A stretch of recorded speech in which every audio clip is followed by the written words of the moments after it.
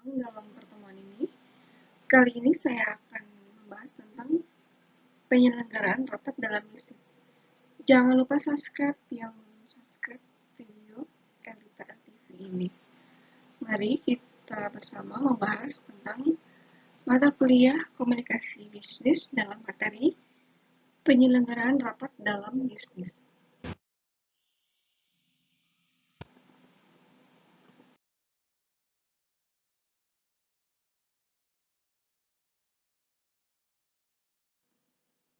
Kita memahami arti rapat, pastinya arti rapat harus memahami satu, rapat memegang peranan penting dalam dunia bisnis modern. Berikut pengambilan keputusan dan aktivitas pelaku bisnis itu dikoordinasikan melalui rapat.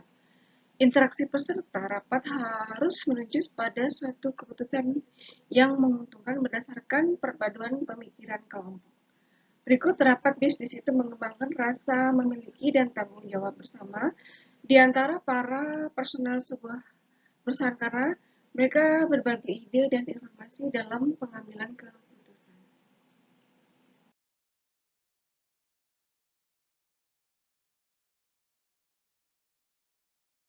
Ada definisi rapat menurut beberapa pakar atau ahli, di mana mari kita membahas apa itu definisi rapat menurut para ahli tersebut. Menurut De Lianggi, rapat ialah pertemuan antara para peserta di lingkungan organisasi sendiri untuk merundingkan atau menyelesaikan suatu masalah yang menyangkut kepentingan bersama. Menurut Sari Hadi Sumarto dan Lukas Diwantara, rapat merupakan bentuk komunikasi yang dihadiri beberapa manusia untuk membicarakan dan mengatasi masalah tertentu.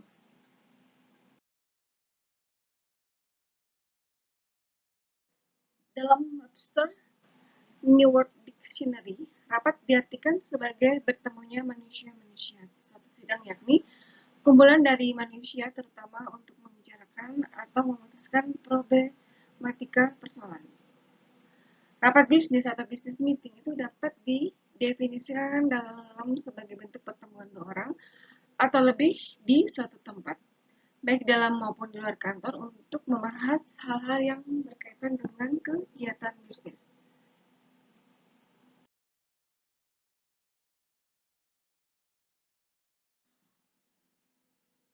Fungsi dan alasan rapat. Fungsi dan alasan rapat. Kita membahasnya masing-masing. Pertama, kita akan membahas apa itu fungsi rapat.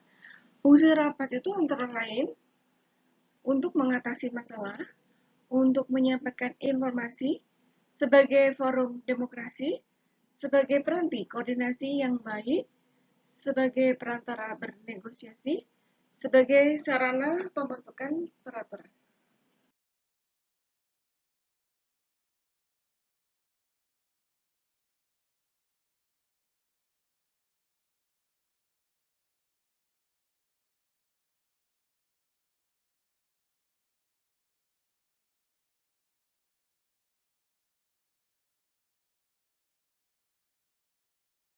Fungsi rapat dalam komunikasi bisnis.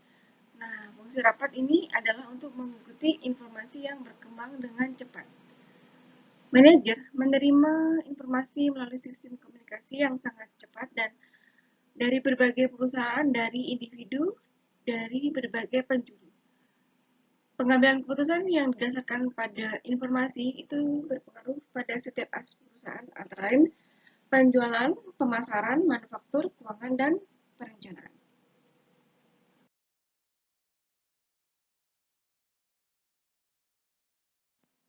Alasan penyelenggaraan rapat. Alasannya adalah sebagai berikut. Satu, untuk menerima laporan dari peserta rapat. Yang kedua, untuk mencapai keputusan bersama. Yang ketiga, untuk menganalisis atau memecahkan permasalahan. Yang keempat, untuk mencapai kesamaan pemikiran, program, atau keputusan. Yang kelima, untuk mencapai tujuan pelatihan. Yang keenam, untuk menyatukan pandangan yang berbeda. Yang ketujuh, untuk menyampaikan informasi penting kepada audiens. Yang kedelapan, untuk memastikan bahwa setiap audiens itu sependapat tentang informasi yang mereka peroleh dari rapat.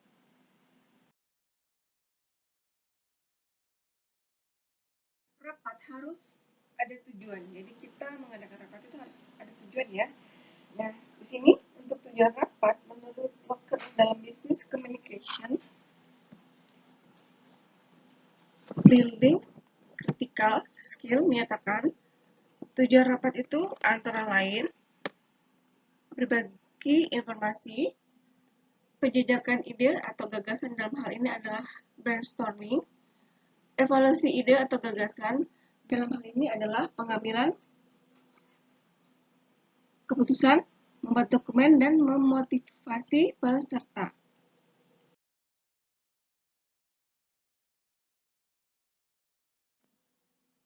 Ada jenis-jenis rapat ya, karena jenis rapat itu menurut beberapa itu ada jenisnya. Satu menurut tujuannya. Nah, menurut tujuannya itu ada rapat penjelasan. Rapat yang diadakan untuk memberikan penjelasan kepada peserta rapat.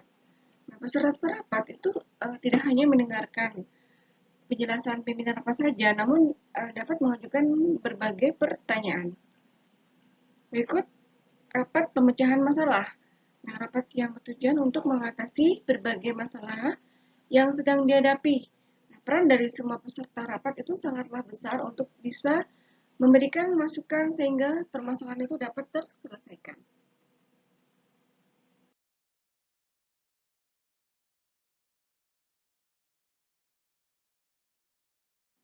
Berikut adalah rapat perundingan ya. Jenis rapat selanjutnya adalah rapat perundingan. Rapat perundingan adalah rapat yang dilaksanakan untuk bertujuan mendapatkan perundingan ya suatu konflik atau dapat juga untuk mencari jalan tengah supaya tidak merugikan berbagai pihak yang sedang mengalami terjadinya konflik.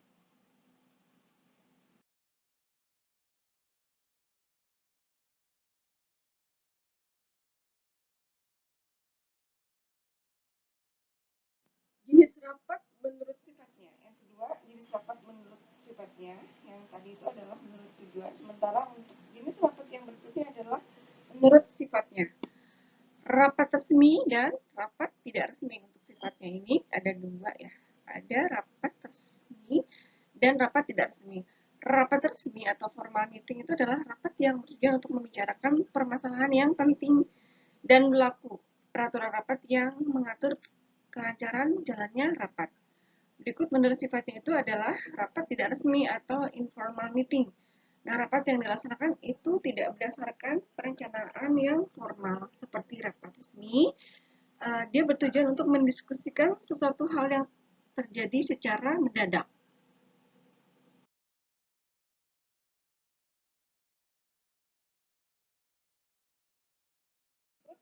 Jenis rapat menurut sifatnya ada 3 dan 4, yaitu yang ketiga adalah rapat terbuka.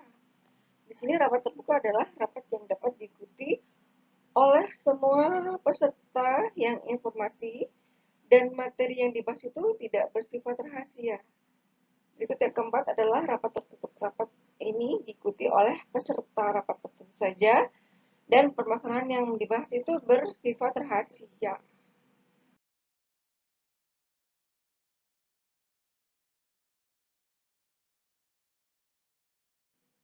Jenis rapat berikutnya adalah yang ketiga, menurut jangka waktu.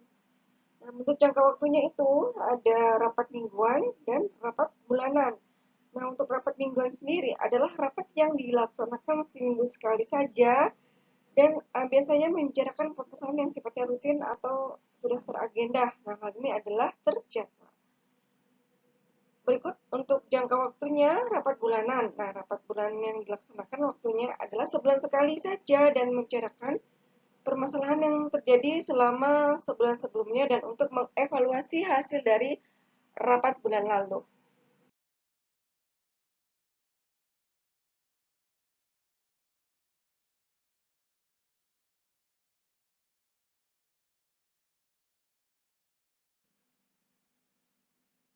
Untuk jangka waktunya ada rapat semesteran dan rapat tahunan. Rapat semesteran ini adalah rapat yang dilaksanakan setiap 6 bulan sekali ya. karena satu semester itu adalah 6 bulan saja, dan membicarakan tentang masalah yang terjadi selama 6 bulan sebelumnya dan pemrograman selanjutnya untuk jangka waktu 6 bulan berikutnya. Rapat tahunan itu adalah rapat yang dilaksanakan waktunya setahun sekali saja. Contohnya pada rapat tahun ini yaitu rapat Dewan Komisaris.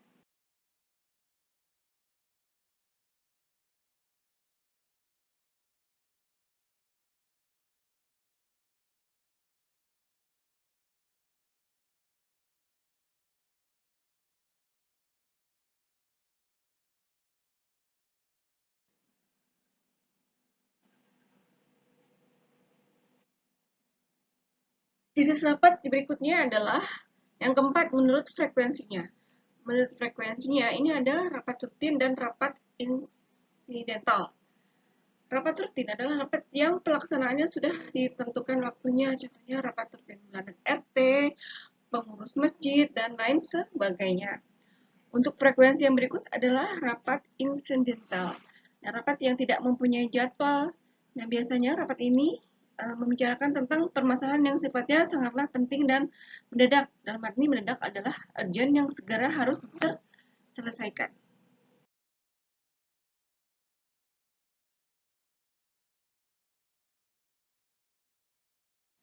Jenis rapat yang berikutnya adalah 5 menurut nama. Nah, rapat ini adalah rapat kerja. Karena rapat atau pertemuan para karyawan dan pimpinan yang bertujuan untuk membahas pelaksanaan tugas suatu instansi. Contoh musyawarah kerja, rapat dinas, rapat yang membicarakan tentang permasalahan kedinasan atau suatu pekerjaan.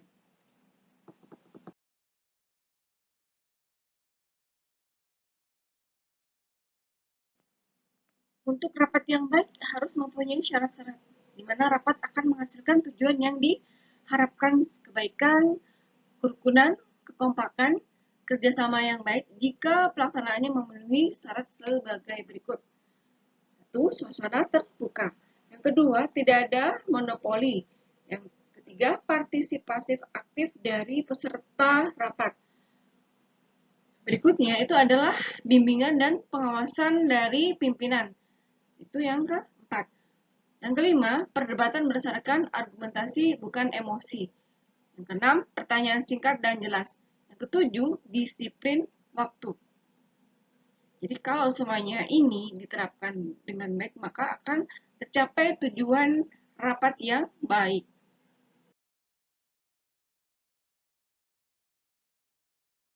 Rapat harus mempunyai pemimpin dan peserta, di mana di sini masing-masing pemimpin rapat dan peserta rapat itu mempunyai tipe-tipe. Mari kita bahas tipe-tipe tersebut. Tipe-tipe pemimpin rapat. Satu, tipe otoriter, ya. Jadi dia otoriter, dia hanya mengutamakan apa yang dia mau. Kemudian kalau untuk demokratis itu adalah dia berdasarkan suara terbanyak, sementara kalau laissez-faire itu ya pemimpin yang rapat yang laissez-faire. Nah, untuk tipe-tipe peserta rapat sendiri itu ada tipe pemberi informasi, tipe pemberi semangat, tipe inisiatif, tipe pemersatu, tipe penyerang, kemudian ada tipe perantara dan tipe pendengar.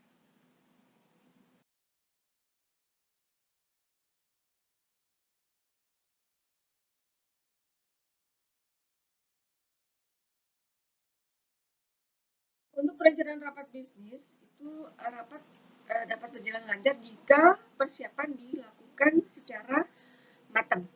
Untuk persiapan rapat bisnis ini meliputi undangan, waktu, dan tempat. Berapa lama rapat bisnis atau pembawa acara, ketua panitia penyelenggara, jumlah peserta, peserta yang diundang, orang yang membuka dan untuk rapat bisnis, narasumber, alokasi untuk narasumber, waktu istirahat, presentasi peserta, akomodasi sound system, komputer portable atau LCD projector, flip card, dan fasilitas pendukung lainnya.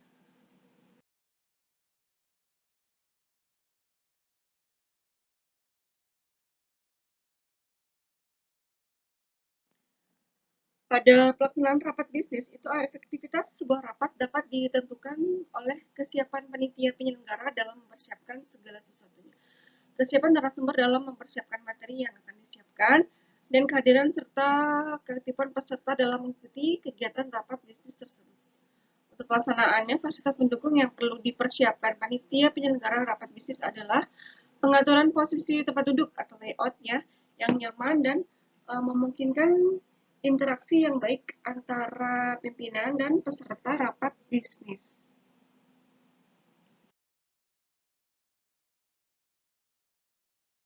Menurut Dobson, ada beberapa pengaturan tempat duduk yang dapat digunakan untuk penyelenggaraan rapat bisnis. Antara lain, boardroom style, ya, gaya persegi 4, ada U-shape style yang berbentuk huruf U, ada classroom style, jadi gaya ruang kelas, dan ada circular style, ya, seperti gaya melingkar. Selain itu, susunan layout tempat duduk juga dapat disusun dalam berbagai gaya bentuk ya, seperti chevron style, ada modified style, ada semi-circular style, dan cluster. Jadi kita menyusun pengaturan tempat duduk ini sesuai dengan kenyamanan para pesertanya. Sesuaikan saja penyelenggaraannya bagaimana, sesuaikan dengan tempat dan kenyamanan dalam ruangan tersebut.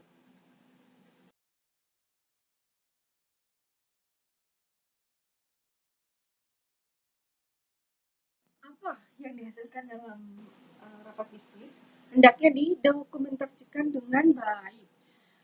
Tim rumus yang telah disepakati dalam pelaksanaan rapat bisnis perlu dimenindaklanjuti apapun yang telah dirumuskan sementara selama rapat bisnis itu menjelang usai. Saat rapat bisnis dinyatakan selesai, tim perumus segera melakukan kompilasi semua bahan selama rapat bisnis berlangsung, termasuk dokumentasi audio visualnya.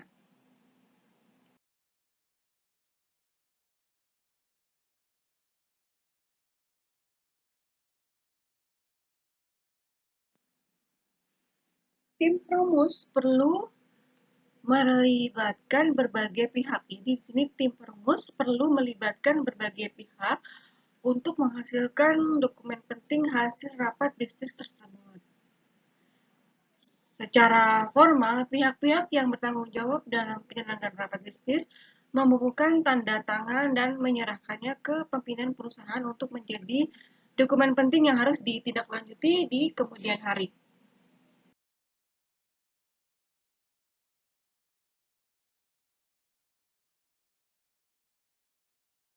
Apabila rapat bisnis melibatkan mitra bisnis dari perusahaan lain, sudah selayaknya mitra bisnis tersebut memperoleh laporan hasil akhir rapat bisnis.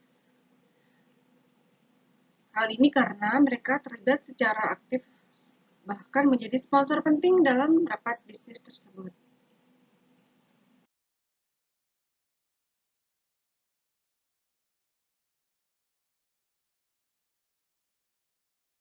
Kesalahan yang perlu dihindari dalam rapat monopoli oleh pimpinan rapat itu seperti melawak lepas kendali, mengumpat, memberi keluasan terlalu longgar, terus menjawab pertanyaan dengan nada jengkel dan tidak siap.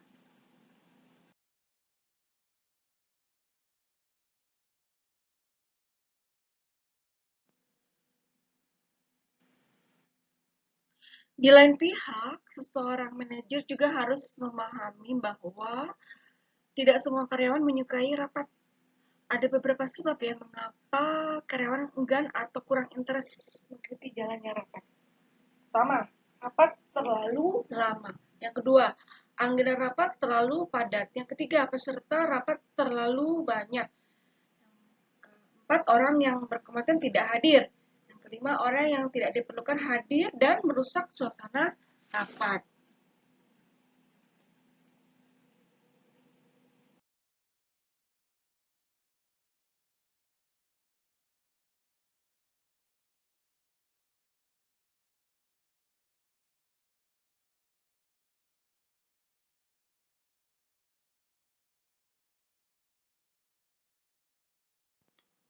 Yang keenam, rapat diselenggarakan tanpa perencanaan yang baik. 7. Rapat diselenggarakan dengan alasan yang kurang tepat. 8. Pembahasan materi rapat terlalu panjang karena lemahnya kepemimpinan. 9. Waktu rapat bersamaan dengan rapat yang lain. 10. Rapat berakhir tanpa kesimpulan.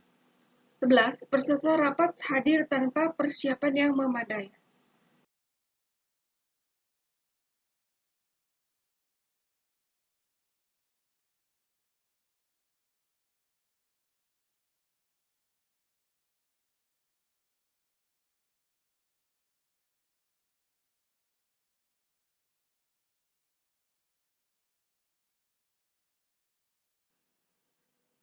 Dinamika dan situasi rapat. Dinamika dari situasi rapat ini, rapat bisnis merupakan suatu aktivitas yang dinamis tetapi rapuh. Dikatakan rapuh karena pastinya sesuai dengan situasinya juga. Dinamika rapat sangat ditentukan oleh penyelenggara rapat, yakni orang yang mengundang rapat. Mereka mengendalikan peserta rapat dan bertanggung jawab atas terciptanya suasana rapat yang kondusif. Penyelenggara rapat harus memiliki kapasitas kemampuan yang memadai dalam hal pengetahuan tentang alasan diselenggarakannya rapat, peserta yang harus diundang, dan tempat penyelenggara rapat yang memadai. Kekuatan dinamika rapat dimulai dari kesiapan seluruh peserta sebelum rapat dimulai.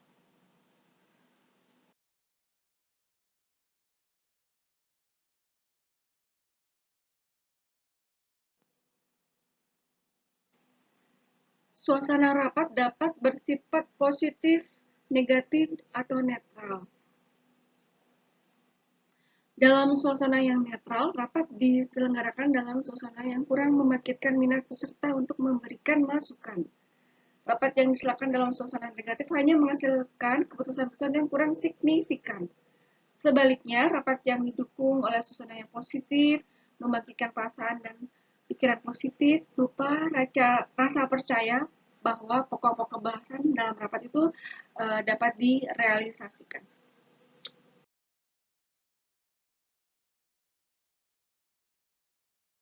Suasana rapat itu dapat berubah menjadi negatif apabila terjadi hal-hal berikut ini. Pimpinan rapat datang terlambat. Ruang rapat dipersiapkan dengan baik. Pimpinan membuka rapat dengan berkelakar. Pimpinan kurang siap atau menjual rapat dengan kata-kata yang bernada ragu. Peserta rapat datang terlambat, kemudian rapat sering disela dengan panggilan telepon dan peserta menunjukkan ketidaksiapan. Ini adalah ciri-ciri dari suasana rapat yang bisa berubah menjadi negatif.